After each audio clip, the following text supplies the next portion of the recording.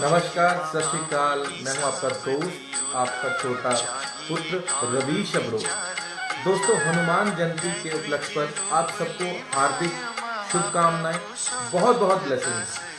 जब तक हमारे भाई बहन हमसे लाइव में जुड़ते हैं, आप भजन का आनंद लीजिए।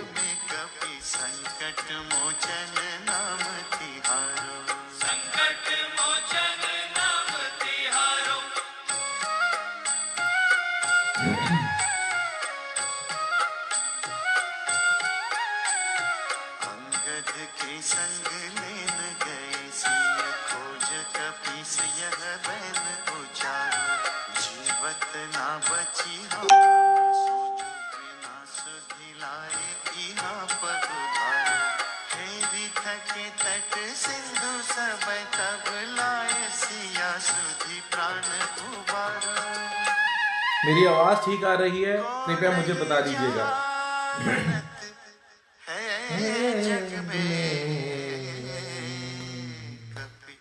मंजू जी, अमृत पाजी, पटवारी साहब,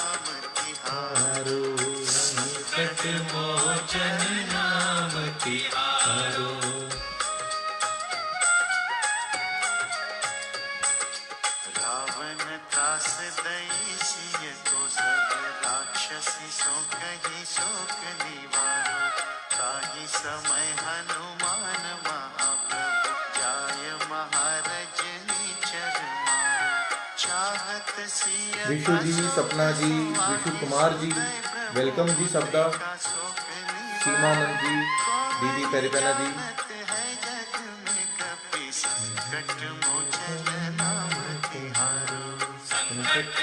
नमस्ते मंजू जी, विशु कपूर, जय माता दी, जय शंकर।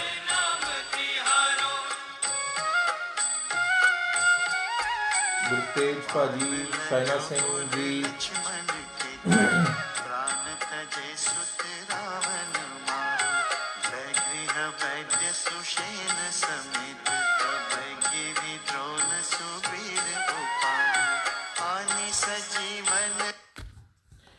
सो सबनों वेलकम है जी। एक बारी फिर रवि शब्रोल दा। अज की डिस्कशन भी एक छोटी जी कहानी तो करांगे जी। एक जगह एक्सपेरिमेंट हो रहा सीगा कि हथियार, डर, किहड़ी चीज ज्यादा खतरनाक है। ते इस एक्सपेरिमेंट दे विच जिहड़ा शुरुआत हुई, स्टार्टिंग हुई कि किहड़ी चीज ज्यादा खतरनाक है, ਉਹਦੇ ਵਿੱਚ एक्सपेरिमेंट के तौर पर उन्होंने एक बंदे ਨੂੰ, किसी ने सज़ा देनी सी किसी ਨੂੰ, एक बंदे ਨੂੰ उन्होंने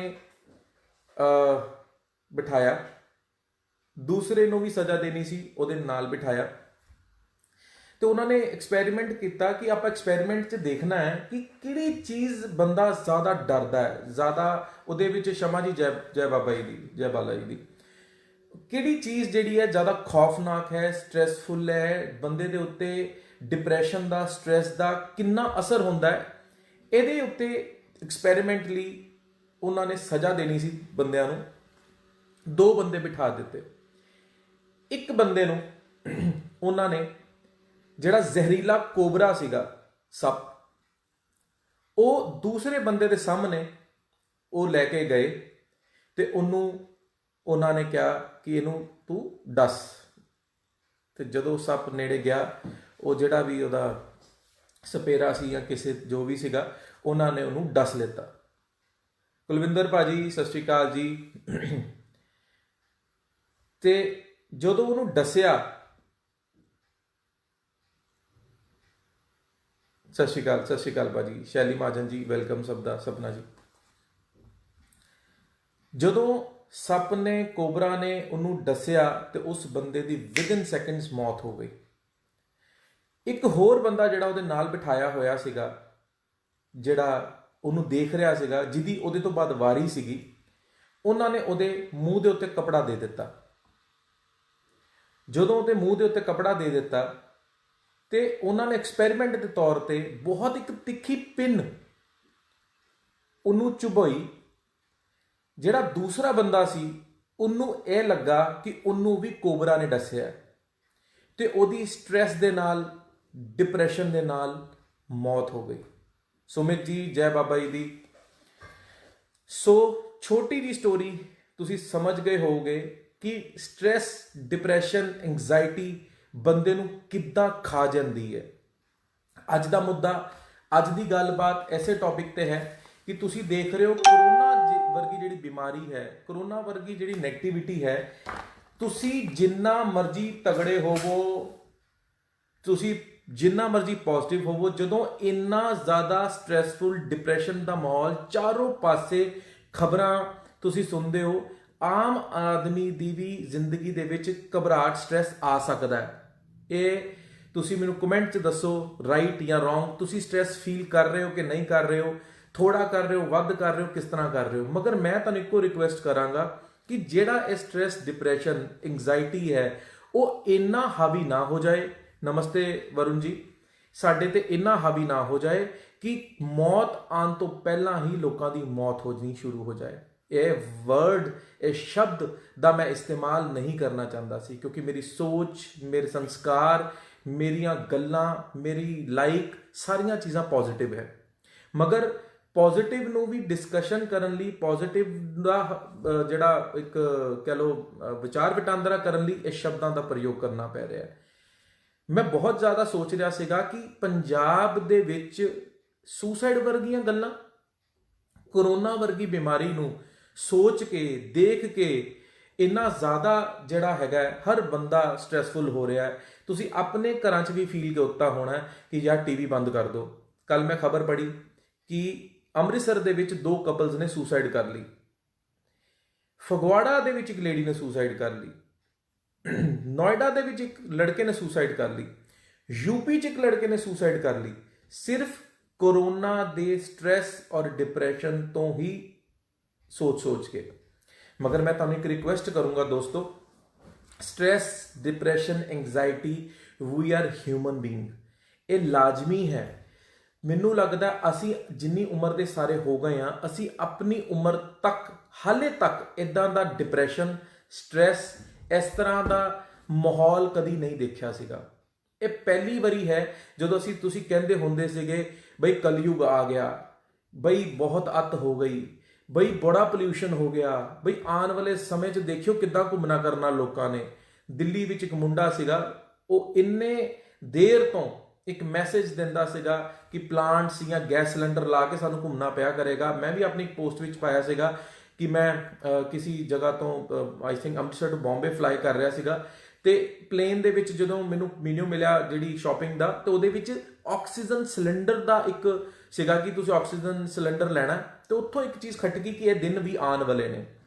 ਮਗਰ ਦੋਸਤੋ ਮੈਂ ਤੁਹਾਨੂੰ ਇੱਕੋ ਰਿਕੁਐਸਟ ਕਰੂੰਗਾ ਕਿ ਪੰਜਾਬੀ ਹੋਣ ਦੇ ਨਾਤੇ, ਇੰਡੀਅਨ ਹੋਣ ਦੇ ਨਾਤੇ, ਭਾਰਤੀ ਹੋਣ ਦੇ ਨਾਤੇ ਸਾਨੂੰ ਸਾਡੇ ਸੰਸਕਾਰਾਂ ਤੇ, ਸਾਨੂੰ ਸਾਡੇ ਸਬਰ ਤੇ, ਸਾਨੂੰ ਆਪਣੇ ਪਰਮਾਤਮਾ ਤੇ, ਮਾਂ-ਪਿਓ ਦੇ ਆਸ਼ੀਰਵਾਦ ਤੇ ਭਰੋਸਾ ਹੋਣਾ ਚਾਹੀਦਾ ਹੈ। ਔਰ ਡਿਪਰੈਸ਼ਨ ਵਰਗੀ ਐਗਜ਼ਾਮਪਲ, ਡਿਪਰੈਸ਼ਨ ਵਰਗੀਆਂ ਚੀਜ਼ਾਂ ਮੈਨੂੰ ਲੱਗਦਾ ਸਰਾਸਰ ਗਲਤ ਹੈ। ਮੈਂ ਇਸ ਸੋਚ ਦੇ, ਇਸ ਲੋਕਾਂ ਦੇ ਬਿਲਕੁਲ ਬਰਖਲਾਫ ਹਾਂ ਜਿਹੜੇ ਇਸ ਡਿਪਰੈਸ਼ਨ, ਸਟ੍ਰੈਸ 'ਚ ਆ ਕੇ ਸੁਸਾਈਡਲ ਅਟੈਂਪਟ ਜਾਂ ਸੁਸਾਈਡਲ ਫੀਲਿੰਗਸ ਨੂੰ ਕਰਨ ਲੱਗ ਪਏ ਨੇ। ਮੈਨੂੰ ਪਰਸਨਲੀ ਕਿੰਨੇ ਲੋਕਾਂ ਦੇ ਮੈਸੇजेस ਆਏ, ਮੇਰੇ ਕਲਾਇੰਟਸ ਦੇ, ਮੈਂ ਨਾਮ ਨਹੀਂ ਲਊਂਗਾ, ਇਹ ਇੱਕ ਪ੍ਰੋਫੈਸ਼ਨਲੀ ਸਾਡੀ ਡਿਊਟੀ ਹੈ, ਪ੍ਰਾਈਵੇਸੀ, ਬਟ ਮੈਂ ਇਸ ਦੇ ਉੱਤੇ ਵੀਡੀਓ ਬਣਾਉਣ ਦੇ ਮਜਬੂਰ ਹੋ ਗਿਆ ਕਿ ਠੀਕ ਹੈ ਯਾਰ, ਇਟਸ ਓਕੇ, ਤੁਸੀਂ ਕਰ ਕੀ ਸਕਦੇ ਹੋ, ਪਹਿਲੀ ਗੱਲ। ਦੂਸਰੀ ਗੱਲ ਕਿ ਜੋ ਤੁਹਾਡੇ ਨਾਲ ਬੀਤਿਆ ਹੈ, ਕੀ ਤੁਹਾਨੂੰ ਲੱਗਦਾ ਹੈ ਕਿ ਇਹ ਨਿਆਏ ਹੋਇਆ, ਅਨਿਆਏ ਹੋਇਆ? ਇਹ ਅਨਿਆਏ ਨਹੀਂ ਹੋਇਆ। ਕਿਤੇ ਨਾ ਕਿਤੇ ਅਸੀਂ ਆਪਣੇ ਕਰਮਾਂ ਦੇ ਵਿੱਚ ਜਿਹੜੇ ਅਸੀਂ 1 to 1 ਡੇ ਬਾਈ ਡੇ ਇੱਕ ਦੂਜੇ ਨਾਲ ਕਰਦੇ ਹਾਂ, ਪਲੱਸ ਜੋ ਅਸੀਂ ਹਾਲ ਸ੍ਰਿਸ਼ਟੀ ਦਾ ਕਰ ਦਿੱਤਾ। ਇੱਕ ਮਜ਼ੇਦਾਰ ਗੱਲ ਹੈ, ਅਸੀਂ ਲੋਕ, ਤੁਸੀਂ ਹੋਏ, ਮੈਂ ਹੋਇਆ, ਅੱਛੀਆਂ ਪੋਸਟਾਂ ਪਾ ਦਿੰਦੇ ਆ, ਅੱਛੇ ਲੈਕਚਰ ਦੇ ਲੈਂਦੇ ਆ, ਅੱਛੀਆਂ ਗੱਲਾਂ ਕਰ ਲੈਂਦੇ ਆ, ਸਭ ਕੁਝ ਕਰ ਲੈਂਦੇ ਆ। ਪਿੱਛੇ ਮੈਂ ਇੱਕ ਪੋਸਟ ਪਾਈ ਸੀਗੀ ਕਿ ਤੁਸੀਂ ਇਸ ਵਕਤ ਤੋਂ ਕੀ ਸਿੱਖਿਆ। ਬੜੇ ਲੋਕਾਂ ਨੇ ਬੜੀਆਂ ਗੱਲਾਂ ਕੀਤੀਆਂ, ਔਰ ਮੈਂ ਉਹਦੇ 'ਚ ਕਿਸੇ ਦਾ ਨਾਮ ਨਹੀਂ ਲੈਣਾ ਚਾਹੁੰਦਾ। ਕੁਝ ਲੋਕ ਉਹ ਵੀ ਨੇ ਜਿਹੜਿਆਂ ਨੇ ਖੁਦ ਆਪਣੇ ਘਰਦਿਆਂ ਨਾਲ ਗਲਤ ਕੀਤਾ, ਖੁਦ ਆਪਣੇ ਬਿਜ਼ਨਸ ਦੇ ਵਿੱਚ ਆਪਣੇ ਭਰਾਵਾਂ ਨਾਲ ਗਲਤ ਕੀਤਾ। ਮੈਨੂੰ ਕੋਈ ਇਹ ਕਹਿਣ 'ਚ ਹਰਜ ਨਹੀਂ ਹੈ। ਸਰਾਸਰ ਝੂਠ, ਪਾਪ, ਫਰੇਬ, ਰਿਸ਼ਤੇ ਦੀਆਂ ਧੱਜੀਆਂ ਉਡਾ ਦਿੱਤੀਆਂ, ਔਰ ਗੱਲਾਂ ਉਹ ਵੀ ਇੰਨੀਆਂ ਵਧੀਆ ਵਧੀਆ ਕਰਦੇ ਪਏ ਨੇ ਕਿ ਜੀ ਕਰਮ ਹੁੰਦੇ ਨੇ, ਕਰਮ ਸੁਣਾਉਂਦੇ ਨੇ। ਦੋਸਤੋ, ਅਸੀਂ ਤੁਸੀਂ ਜੋ ਇਸ ਧਰਤੀ ਦਾ ਹਾਲ ਕੀਤਾ ਹੈ, ਉਹਨੇ ਤਾਂ ਸਾਡੇ ਨਾਲ ਹਾਲੇ ਕੁਝ ਵੀ ਨਹੀਂ ਕੀਤਾ। ਅਗਰ ਕਿਤੇ ਗਲੇਸ਼ੀਅਰ ਜਿਹੜੇ ਹੈਗੇ ਆ ਉਹ ਫਟਨੇ ਜਾਂ ਉਹ ਵਧਣੇ ਸ਼ੁਰੂ ਹੋ ਗਏ, ਕੀ ਬਣੂਗਾ ਇਸ ਸ੍ਰਿਸ਼ਟੀ ਦਾ?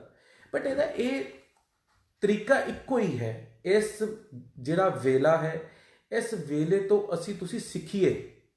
ਔਰ ਤੁਸੀਂ ਇੱਕ ਚੀਜ਼ ਨੋਟ ਕਰਿਓ, ਤੁਸੀਂ ਇੱਕ ਚੀਜ਼ ਨੋਟ ਕਰ ਲਓ ਅੱਜ ਮੇਰੀ ਗੱਲ, ਇਨਸਾਨ ਇੰਨੀ ਖਤਰਨਾਕ ਚੀਜ਼ ਹੈ। ਤੁਸੀਂ ਜਦੋਂ ਇਹ ਸਭ ਕੁਝ ਠੀਕ ਹੋਣਾ, ਜਦੋਂ ਇਹ ਸਭ ਕੁਝ ਠੀਕ ਹੋਣਾ, ਤੁਸੀਂ 1 ਮਹੀਨੇ ਬਾਅਦ ਦੁਬਾਰਾ ਉਨਾ ਹੀ ਪੋਲਿਊਸ਼ਨ, ਦੁਬਾਰਾ ਉਨਾ ਹੀ ਐਸ਼, ਦੁਬਾਰਾ ਉਨ ਤੋਂ ਵੱਧ ਕਰਪਸ਼ਨ, ਉਸ ਤੋਂ ਵੱਧ ਤੁਸੀਂ ਗਲਤ ਹੋ ਜਾਣਾ।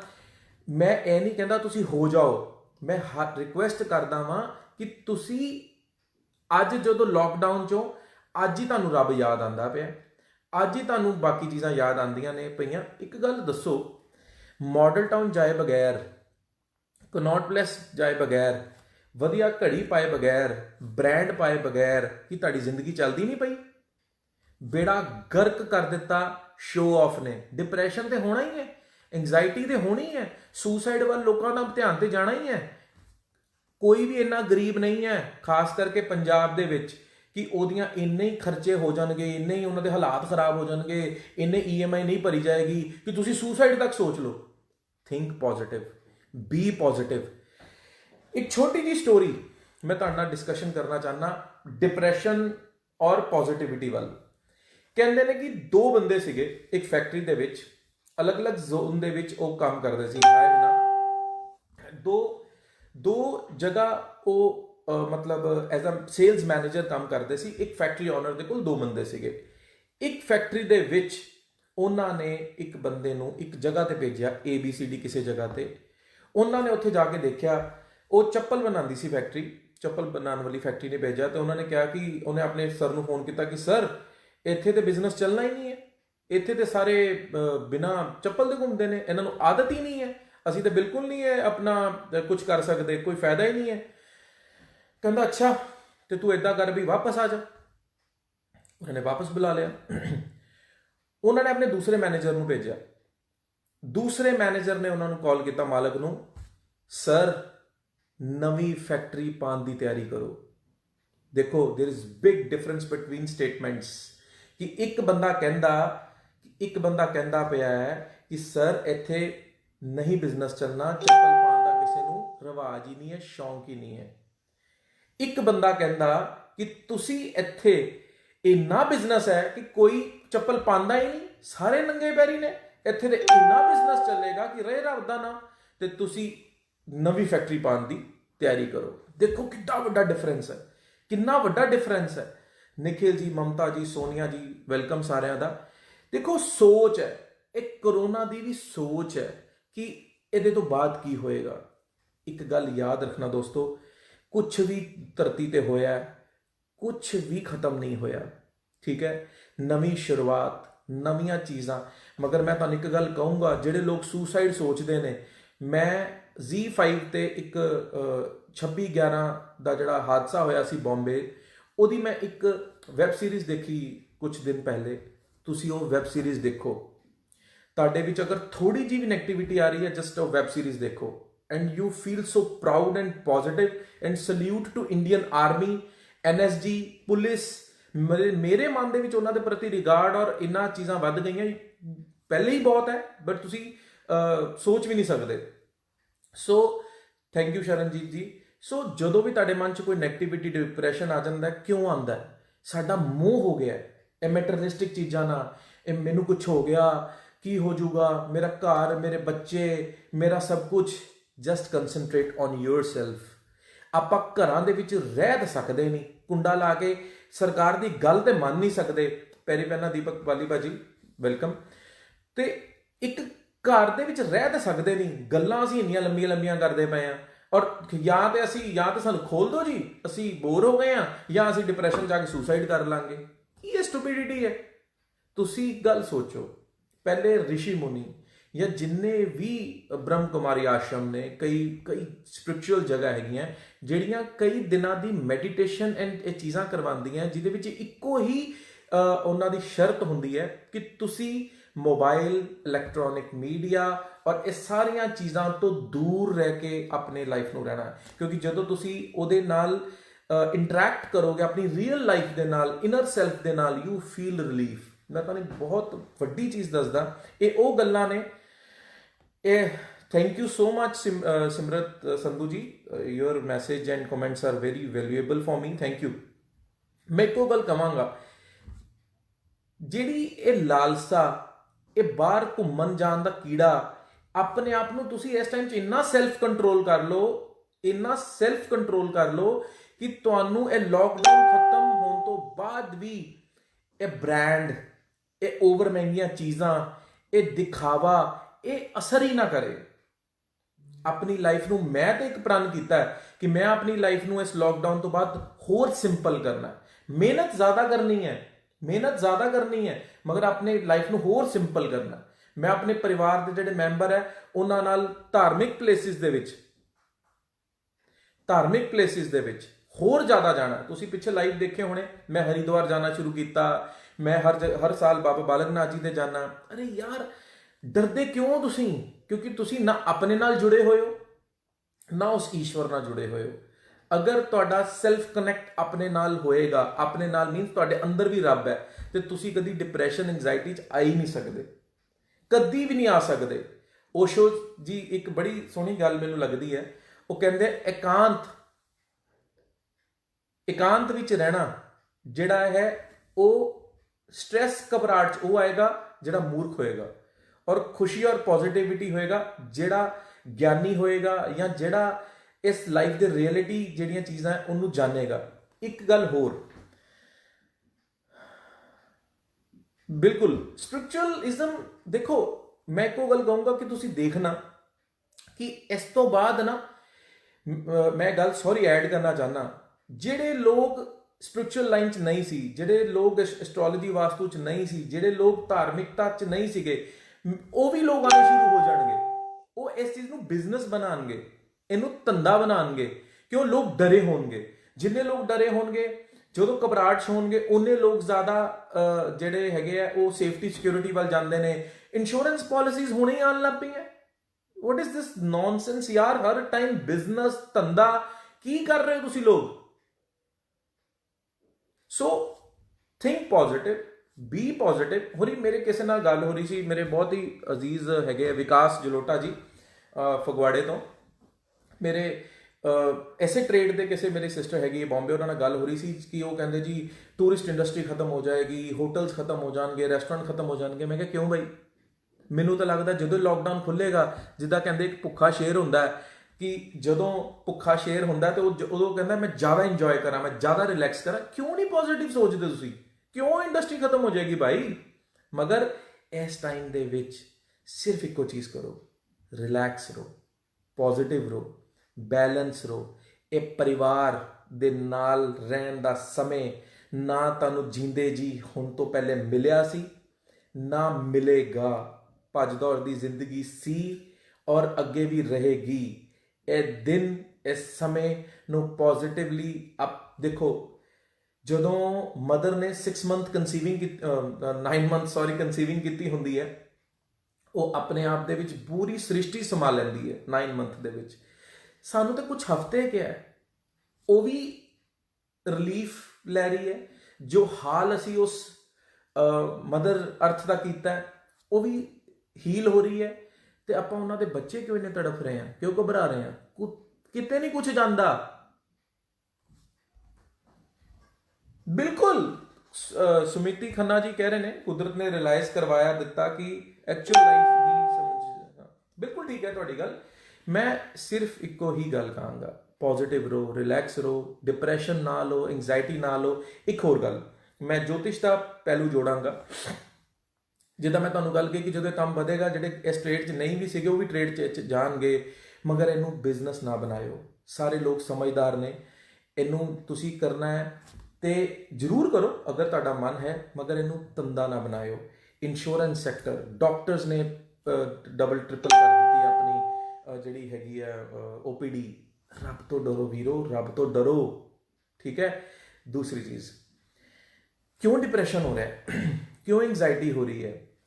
ਅੱਜ ਦੀ ਜਨਰੇਸ਼ਨ ਜਿਹੜੀ ਯੋ ਹਨੀ ਸਿੰਘ ਵਾਲੀ ਜਨਰੇਸ਼ਨ ਤੋਂ ਵੀ ਜਿਹੜੀ ਨੈਕਸਟ ਹੋਰ ਇੱਕ ਜਨਰੇਸ਼ਨ ਆ ਗਈ ਹੈ, ਹਨੀ ਸਿੰਘ ਜੀ ਥੋੜੇ ਪਿੱਛੇ, but you understand my feelings, ਕਿ ਜਿਹੜੀ ਉਹ ਵਾਲੇ ਯੋ ਵਾਲੇ ਲੋਕ ਨੇ, ਉਹਨਾਂ ਨੇ ਕਦੀ ਮੌਤ ਨੂੰ ਇੰਨੇ ਕਰੀਬ ਤੋਂ ਸੁਣਿਆ ਨਹੀਂ ਸੀ, ਮੌਤ ਨੂੰ ਕਦੀ ਦੇਖਿਆ ਨਹੀਂ ਸੀ, ਮੌਤ ਦੀਆਂ ਖਬਰਾਂ ਨਹੀਂ ਦੇਖੀਆਂ ਸੀ। ਅੱਜ ਚਾਰੋਂ ਤਰਫ ਮੌਤ ਦੀਆਂ ਖਬਰਾਂ, ਮੌਤ ਦੀਆਂ ਗੱਲਾਂ ਨੱਚਦੀਆਂ ਪਈਆਂ ਨੇ। ਤੇ ਫਿਰ ਕੀ ਹੋ ਗਿਆ? ਓਸ਼ੋ ਦੀ ਇੱਕ ਬੁੱਕ ਹੈ, ਮੈਂ ਮ੍ਰਿਤੂ ਸਿਖਾਤਾ ਹੂੰ, ਤੁਸੀਂ ਰੀਡ ਕਰਨਾ। ਤਾਂ ਸਾਕਸ਼ੀ ਬਣੋ, ਮਤਲਬ ਯੂ ਜਸਟ ਇੱਕ ਆਡੀਅנס ਬਣੋ ਕਿ ਤੁਹਾਡੇ ਸਾਹਮਣੇ ਕੀ ਹੋ ਰਿਹਾ ਹੈ। ਇਹ ਲਾਈਫ ਦੇ ਚੈਪਟਰ ਚੋਂ ਜਿਹੜਾ ਸਟਰੋਂਗਲੀ ਨਿਕਲ ਜਾਏਗਾ, ਉਹ ਸਾਰੀ ਜ਼ਿੰਦਗੀ ਲਈ ਮਜ਼ਬੂਤ ਹੋ ਜਾਏਗਾ, ਮਾਨਸਿਕ ਤੌਰ ਤੇ ਵੀ, ਆਰਥਿਕ ਤੌਰ ਤੇ ਵੀ, ਸਰੀਰਕ ਤੌਰ ਤੇ ਵੀ, ਇਮੋਸ਼ਨਲ ਤੌਰ ਤੇ ਵੀ। ਔਰ ਜਿਹੜਾ ਇਹਦੇ ਵਿੱਚ ਅਨਬੈਲੈਂਸ ਹੋ ਗਿਆ, ਜਿਹੜਾ ਸਟ੍ਰੈਸ ਡਿਪਰੈਸ਼ਨ 'ਚ ਚਲਾ ਗਿਆ, ਉਹਦੇ ਬਾਅਦ 'ਚ ਵੀ ਡਿਪਰੈਸ਼ਨ 'ਚ ਚਲਾ ਜਾਏਗਾ। ਜਦੋਂ ਲਾਕਡਾਊਨ ਠੀਕ ਹੋਏਗਾ, ਉਦੋਂ ਬਾਅਦ ਵੀ ਯੂ ਫੀਲ ਸਟ੍ਰੈਸ ਕਿ ਪਤਾ ਨਹੀਂ ਕਦੋਂ ਕੀ ਬਣ ਜਾਣਾ, ਪਤਾ ਨਹੀਂ ਕੀ ਹੋ ਜਾਣਾ। ਸੋ ਥਿੰਕ ਪੋਜ਼ਿਟਿਵ, ਰਿਲੈਕਸ ਰਹੋ, ਆਪਣੇ ਪਰਿਵਾਰ ਨਾਲ ਹੱਸੋ ਖੇਡੋ। ਮੈਨੂੰ ਉਸ ਗੱਲ ਤੋਂ ਯਾਦ ਆਈ ਕਿ ਜਿਹੜੀ ਅੱਜ ਦੀ ਜਨਰੇਸ਼ਨ ਹੈ, ਮੈਨੂੰ ਇੱਕ ਯਾਦ ਚੀਜ਼ ਆਈ। ਤੁਸੀਂ ਆਪਣੇ ਬੱਚਿਆਂ ਨੂੰ ਜ਼ਿੰਦਗੀ ਦਾ ਧਾਰਮਿਕ ਤੌਰ ਤੇ, ਸਪਿਰਿਚੁਅਲ ਤੌਰ ਤੇ ਬਹੁਤ ਵੱਡਾ ਮੈਸੇਜ ਦੇ ਸਕਦੇ ਹੋ ਇਸ ਟਾਈਮ, ਬਹੁਤ ਵੱਡਾ। ਇੱਕ ਰਾਜਾ ਸੀ, ਉਸ ਰਾਜਾ ਨੇ ਇੱਕ ਅਨਾਉਂਸ ਕੀਤਾ ਕਿ ਮੇਰੇ ਬਹੁਤ, ਮਤਲਬ ਉਹਦੇ ਔਲਾਦ ਨਹੀਂ ਹੁੰਦੀ ਸੀ, ਬਹੁਤ ਦੇਰ ਬਾਅਦ ਔਲਾਦ ਹੋਈ। ਉਹਨੇ ਇੱਕੋ ਗੱਲ ਕਹੀ ਕਿ ਮੇਰੀ ਔਲਾਦ ਨੂੰ ਇਹ ਨਹੀਂ ਪਤਾ ਲੱਗਣਾ ਚਾਹੀਦਾ ਕਿ ਇਸ ਸ੍ਰਿਸ਼ਟੀ ਦੇ ਉੱਤੇ ਦੁੱਖ ਵੀ ਹੈ, ਇਸ ਧਰਤੀ ਦੇ ਉੱਤੇ ਮੌਤ ਨਾਮ ਦੀ ਕੋਈ ਚੀਜ਼ ਹੈ, ਬਿਮਾਰੀ ਨਾਮ ਦੀ ਕੋਈ ਚੀਜ਼ ਹੈ। ਰਾਜਾ ਸੀ, ਉਹਨੇ ਅਨਾਉਂਸ ਕਰ ਦਿੱਤਾ ਕਿ ਸਾਰੇ ਪਾਸੇ, ਰਾਤ ਵੇਲੇ ਵੀ ਉਹਨੇ ਕਿਹਾ ਕਿ ਰਾਤ ਵੀ ਨਹੀਂ ਹੈਗੀ, ਜਦੋਂ ਵੀ ਆਪਣੀ ਖਿੜਕੀ ਦੇ ਬਾਹਰ ਦੇਖੇਗਾ, ਇੰਨੀ ਲਾਈਟ, ਇੰਨਾ ਜ਼ਿਆਦਾ ਤੁਸੀਂ ਉਜਾਲਾ ਰੱਖਣਾ ਹੈ ਕਿ ਇਹਨੂੰ ਲੱਗੇ ਕਿ ਦਿਨ, ਸ਼ੁਭ, ਸੁਖ, ਸਮਰਿੱਧੀ, ਐਂਟਰਟੇਨਮੈਂਟ, ਖਾਓ ਪੀਓ, ਬਸ ਇਹੀ ਚੀਜ਼ਾਂ ਹੈਗੀਆਂ ਜ਼ਿੰਦਗੀ ਦੇ ਵਿੱਚ। ਦੇयर ਇਜ਼ ਨੋ ਨੈਗੇਟਿਵਿਟੀ। ਨੇ ਇਹ ਕਿਹਾ ਕਿ ਇਸ ਤਰ੍ਹਾਂ, ਮਤਲਬ ਆਪਾਂ ਆਪਣੇ ਬੱਚਿਆਂ ਨੂੰ ਇਸ ਤਰ੍ਹਾਂ ਦਾ ਪੋਜ਼ਿਟਿਵ ਨਹੀਂ ਕਰਨਾ ਜਿਹੜਾ ਟੈਂਪਰਰੀ ਪੋਜ਼ਿਟਿਵ ਹੋਵੇ, ਆਪਾਂ ਆਪਣੇ ਬੱਚਿਆਂ ਨੂੰ ਪਰਮਾਨੈਂਟ ਪੋਜ਼ਿਟਿਵ ਕਰਨਾ। ਰਿਐਲਿਟੀ ਆਫ ਲਾਈਫ, ਜਿਹੜੀ ਸੱਚਾਈ ਹੈ ਜ਼ਿੰਦਗੀ ਦੀ, ਇਹਦੇ ਤੋਂ ਭੱਜਣਾ ਨਹੀਂ ਹੈ, ਉਹਨਾਂ ਨੂੰ ਟੀਚ ਕਰਨਾ ਹੈ, ਅੱਛੇ ਕਰਮਾਂ ਕਰਨ ਵੱਲ ਇਨਸਪਾਇਰ ਕਰਨਾ ਹੈ, ਡਰਿੰਕ, ਨੌਨ ਵੈਜ ਚੀਜ਼ਾਂ ਤੋਂ ਦੂਰ ਰਹਿਣ ਦੀ ਹਿਦਾਇਤ ਦੇਣੀ ਹੈ। ਜਦੋਂ ਹੁਣ ਲੋਕ NGOs ਦਾ ਕੰਮ ਕਰ ਰਹੇ ਨੇ, ਐਪਰੀਸ਼ੀਏਟ ਕਰਦਾ, ਸਲੂਟ ਕਰਦਾ ਸਾਰੀਆਂ NGOs ਨੂੰ, ਸਾਰੇ ਧਾਰਮਿਕ ਸੰਸਥਾਨਾਂ ਨੂੰ, ਖਾਲਸਾ ਏਡ ਟੀਮ ਨੂੰ, 13 ਨੂੰ, ਸਭ ਨੂੰ ਮੈਂ ਹੱਥ ਜੋੜ ਕੇ ਨਮਨ ਕਰਦਾ ਔਰ ਸਲੂਟ ਕਰਦਾ। ਆਪਣੇ ਬੱਚਿਆਂ ਨੂੰ ਟੀਚ ਕਰੋ ਕਿ ਇਹ ਵੀ ਉਹ ਲੋਕ ਨੇ ਜਿਹੜੇ ਘਰਾਂ 'ਚ ਰਿਸਕ ਲੈ ਕੇ ਲੋਕਾਂ ਨੂੰ ਕੁਝ ਖਵਾਉਣ ਜਾ ਰਹੇ, ਦੇਣ ਜਾ ਰਹੇ। ਸਿਰਫ ਰੈਸਟੋਰੈਂਟ, ਪਬ ਜਾਂ ਬ੍ਰਾਂਡ ਤੋਂ ਅਲੱਗ ਵੀ ਦੁਨੀਆ ਹੈਗੀ ਹੈ, ਇਹ ਤੁਸੀਂ ਉਹਨਾਂ ਨੂੰ ਟੀਚ ਕਰ ਸਕਦੇ ਹੋ। ਸੋ ਰਾਜਾ ਦੀ ਗੱਲ ਚੱਲ ਰਹੀ ਸੀ। ਇੱਕ ਸਮੇਂ ਉਸ ਬੱਚੇ ਨੇ ਇੱਕ ਵਾਰੀ ਡੈਡ ਬੋਡੀ ਦੇਖ ਲਈ, ਗਲਤੀ ਨਾਲ ਡੈਡ ਬੋਡੀ ਦੇਖ ਲਈ।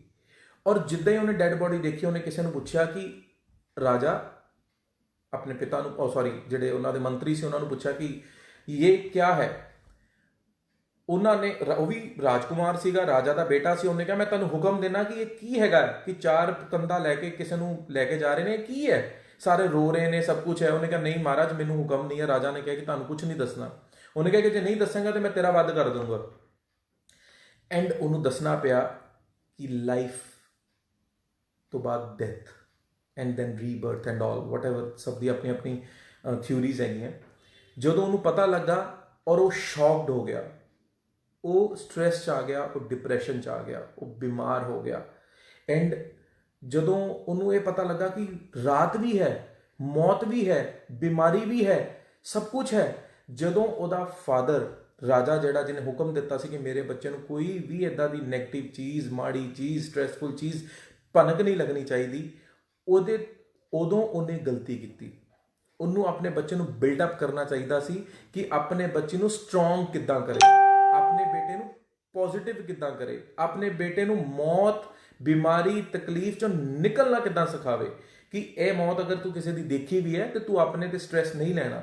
Never feel depressed. So be positive, be relax, be calm, enjoy this time, enjoy this moment. ਫਿਰ ਕੀ ਹੋ ਗਿਆ?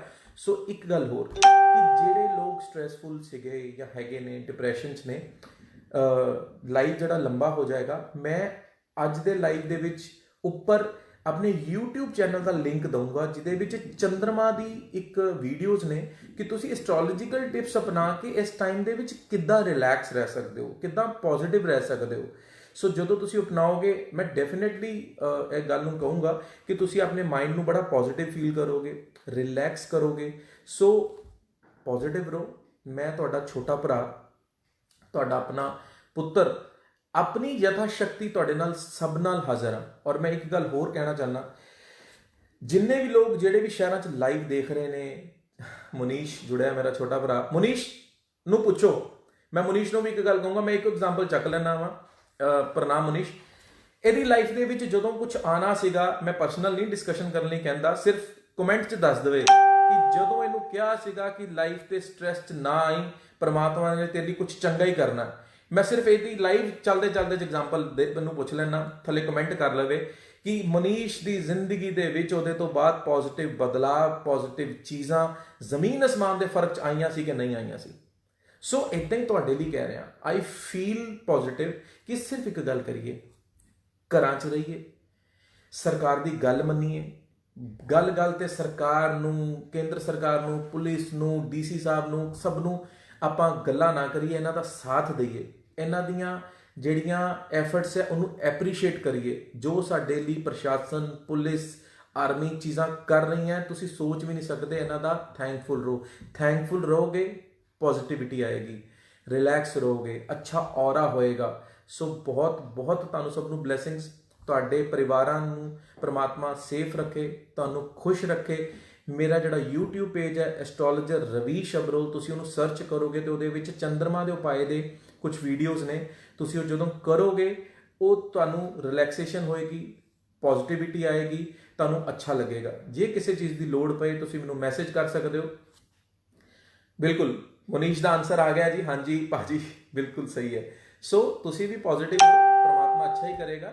ਸੋ ਗੱਲ ਇਹੀ ਕਹੂੰਗਾ ਕਿ ਜਦੋਂ ਇੱਕ ਗੱਲ ਮੈਂ ਵਿੱਚ ਰਹਿ ਗਈ ਕਿ ਜਿਹੜੇ ਵੀ ਮੇਰੇ ਕਿਸੇ ਭੈਣ ਭਰਾ ਨੂੰ, ਮੈਂ ਇੱਕ ਨੂੰ ਫੋਨ ਨਹੀਂ ਕਰ ਸਕਦਾ। ਮੇਰੇ ਜਿੰਨੇ ਪੁਰਾਣੇ ਲੋਕ ਨੇ, ਜਿੰਨੇ ਪੁਰਾਣੇ ਮੀਨ ਜਿਨ੍ਹਾਂ ਨੇ ਮੇਰੀ ਜ਼ਿੰਦਗੀ ਦੀ ਗਰੋਥ ਦੇ ਵਿੱਚ ਹਾਲੇ ਤੱਕ ਜਿੰਨਾ ਵੀ ਮੈਂ ਪਾਇਆ, ਮੇਰੇ ਮਾਪਿਓ ਤੋਂ ਬਾਅਦ ਮੇਰੇ ਮਾਮਾ ਜੀ ਨੇ, ਮੇਰੇ ਆਫਿਸਰਸ ਨੇ, ਅੰਕਲ ਨੇ, ਕੁਝ ਆਫਿਸਰਸ ਇੰਨੇ ਹਾਈ ਪੋਸਟ ਤੇ ਸੀਗੇ ਕਿ ਮੈਂ ਜਦੋਂ ਤੱਕ ਉਹ ਪੋਸਟ ਸੀ, ਪ੍ਰੋਟੋਕਾਲ ਨੂੰ ਦੇਖਦੇ ਹੋਏ ਕਦੀ ਉਹਨਾਂ ਦੀ ਫੋਟੋ ਨਹੀਂ ਪਾਈ, ਕਦੀ ਉਹਨਾਂ ਦਾ ਜ਼ਿਕਰ ਨਹੀਂ ਕੀਤਾ। ਔਰ ਆਉਣ ਵਾਲੇ ਸਮੇਂ 'ਚ ਮੈਂ ਹੁਣ ਜ਼ਰੂਰ ਕਰਾਂਗਾ ਕਈਆਂ ਦਾ, ਜਿਨ੍ਹਾਂ ਨੇ ਮੇਰਾ ਸਾਥ ਦਿੱਤਾ। ਪੋਜ਼ਿਟਿਵਿਟੀ ਤੁਸੀਂ ਫੈਲਾਓ।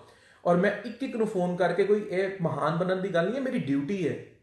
ਕਈਆਂ ਦੇ ਬੱਚੇ ਬਾਹਰ ਨੇ, ਕਈਆਂ ਦੇ ਪੇਰੈਂਟਸ ਮਤਲਬ ਕੋਈ ਮਦਰ ਫਾਦਰ ਦੂਰ ਰਹਿੰਦੇ ਨੇ, ਸਭ ਨੂੰ ਫੋਨ ਕੀਤਾ ਕਿ ਕਿਸੇ ਚੀਜ਼ ਦੀ ਕਿਸੇ ਨੂੰ ਲੋੜ ਹੈ।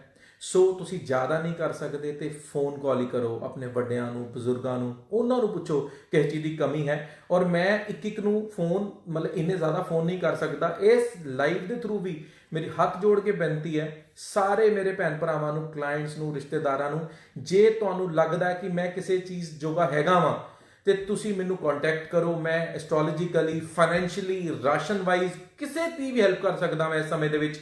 ਪਲੀਜ਼ ਤੁਸੀਂ ਮੈਨੂੰ ਜ਼ਰੂਰ ਕੰਟੈਕਟ ਕਰੋ। ਮੈਂ ਹਰ ਵੇਲੇ ਤੁਹਾਡਾ ਸਾਥ ਦੇਵਾਂਗਾ ਜਿੰਨੀ ਮੇਰੀ ਯਥਾ ਸ਼ਕਤੀ ਹੈ। ਸੋ ਬਲੈਸ ਕਰੋ, ਪ੍ਰੇ ਕਰੋ ਉਸ ਯੂਨੀਵਰਸ ਲਈ, ਆਪਣੇ ਪਰਿਵਾਰਾਂ ਲਈ, ਮੇਰੇ ਲਈ, ਸਭ ਲਈ। ਜੈ ਹਿੰਦ।